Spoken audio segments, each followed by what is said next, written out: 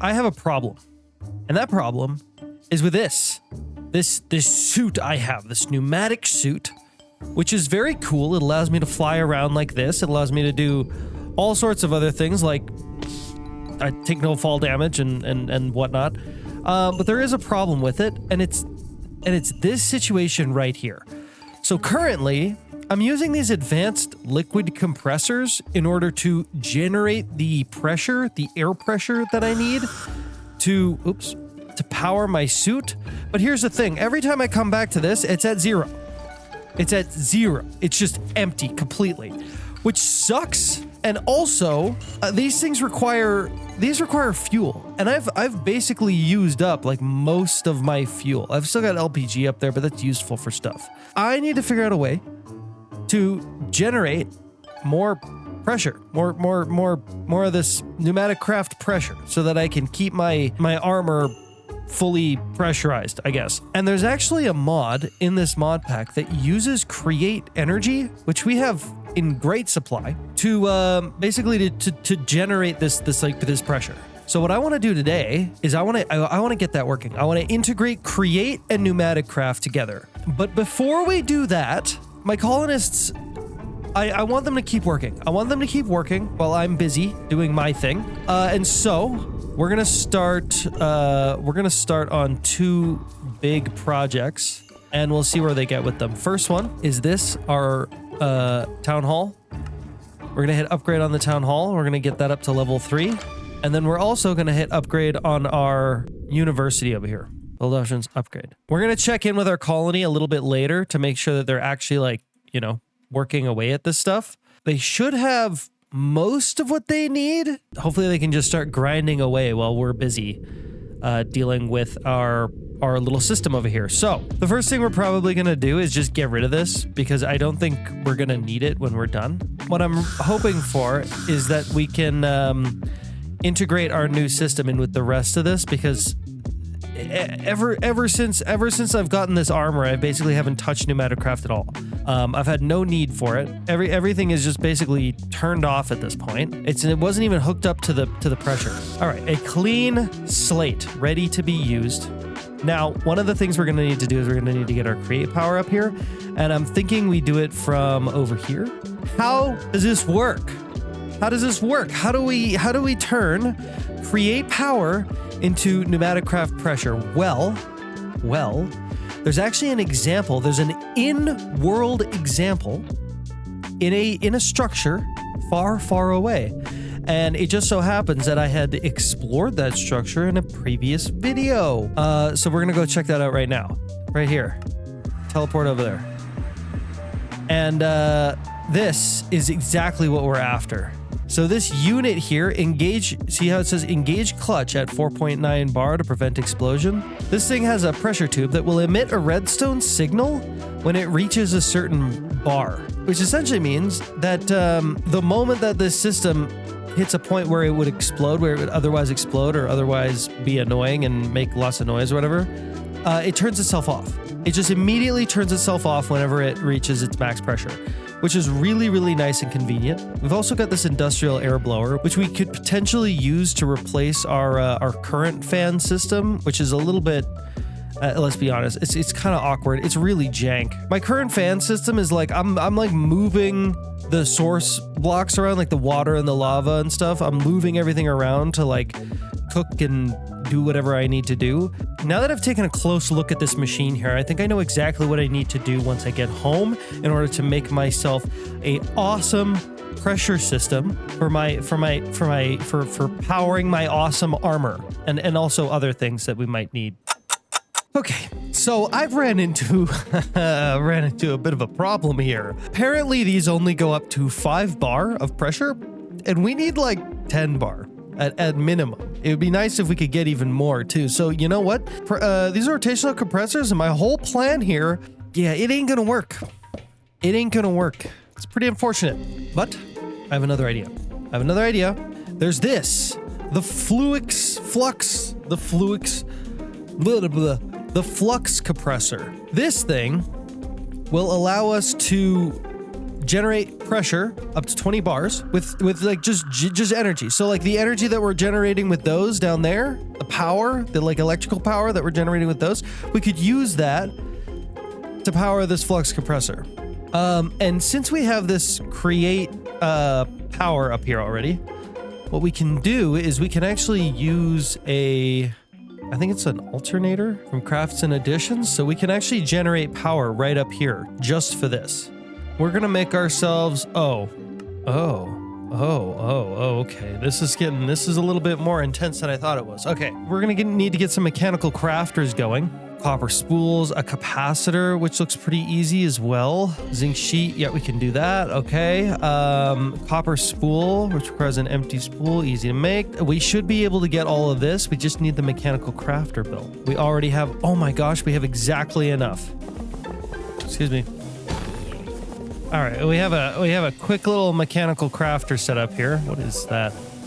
Get out of there. Okay, now we just need to build our alternators. All right. And there it is. Our alternator. Cool.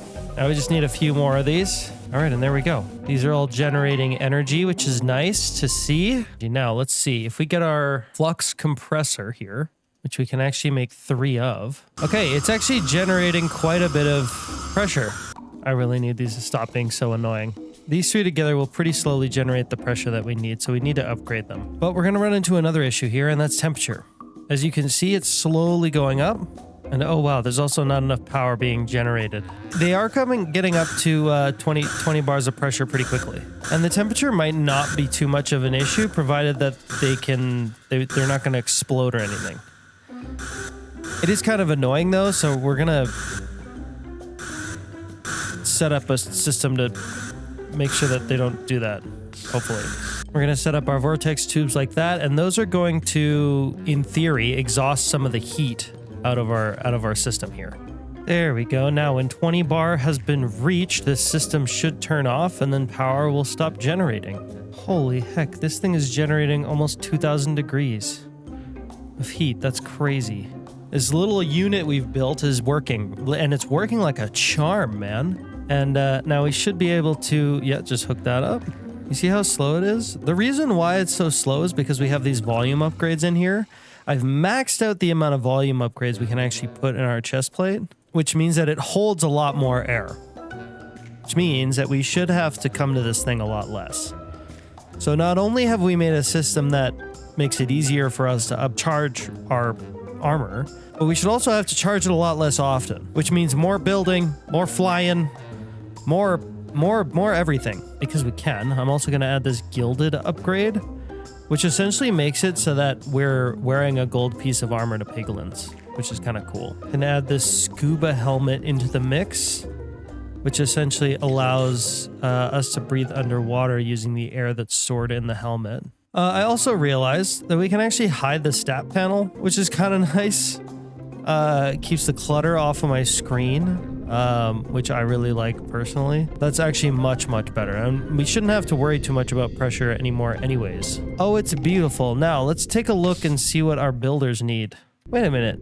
Adrian, aren't you supposed to be working on the university? I could have sworn. Oh, wait a minute. Build options, builder, upgrade. I didn't even get this started. I thought I had this started this whole time. I thought I had this going this whole time. It wasn't even going. The heckity heck. Okay, so we have Sophia going on that. And I think it's actually time for us to get Dominic and Adrian's builder's huts up to level 3. Get them caught up. That'll be super nice. Eric is 100% supplied for the town hall, which was quite the feat. It took quite a while, actually, to get that all set up. Now we're going to focus on these 2 knuckleheads, Adrian and Dominic. All right, I think the rest of this stuff can be handled by our colony. Eric is working on the town hall. Sophia should be working on the university, but hasn't really started it yet for some reason. Whatever. Anyways, we have another problem. We have another issue we need to address over here in our factory. And that issue, well, we've got a couple things to deal with. The major thing, though, is this. Look at this. Look at this. Look. 35 iron. And I got no iron. I'm poor. I'm iron poor.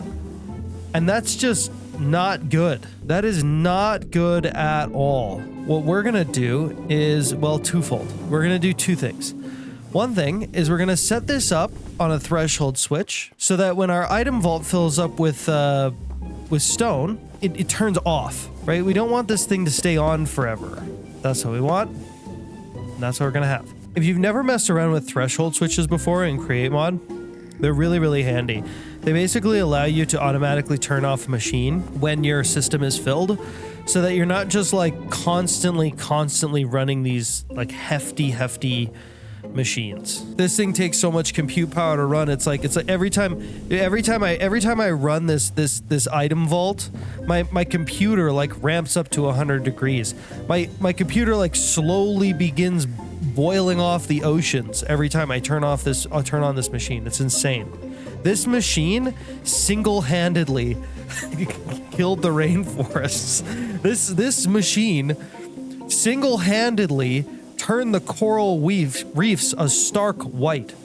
This machine yeah, no, it's a lot. Okay, they run a lot. They lag out your game. It's not great. So threshold switch is kind of important. I believe this will max out at like 16, like a lot of stacks. I hate that they changed this.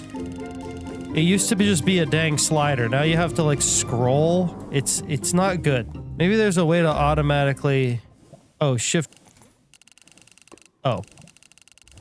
to scroll fast. Okay, all right. It was me the whole time. When this threshold switch gets to 1,620 stacks, it'll turn on. It'll basically shoot a redstone signal. If we put a redstone link on it, we'll make it cobblestone because it's our cobblestone machine. And then we put the other side of the redstone link on here. We set it to receive. Once it reaches a certain capacity, which I can actually show you, it'll shoot a redstone signal and turn off the machine. Just like that. So this vault will always be full of cobblestone. Now for my next trick, we're gonna have to convert said cobblestone into iron. So I built the thingamabob, and the thingamajig, and in theory it should work. Hopefully.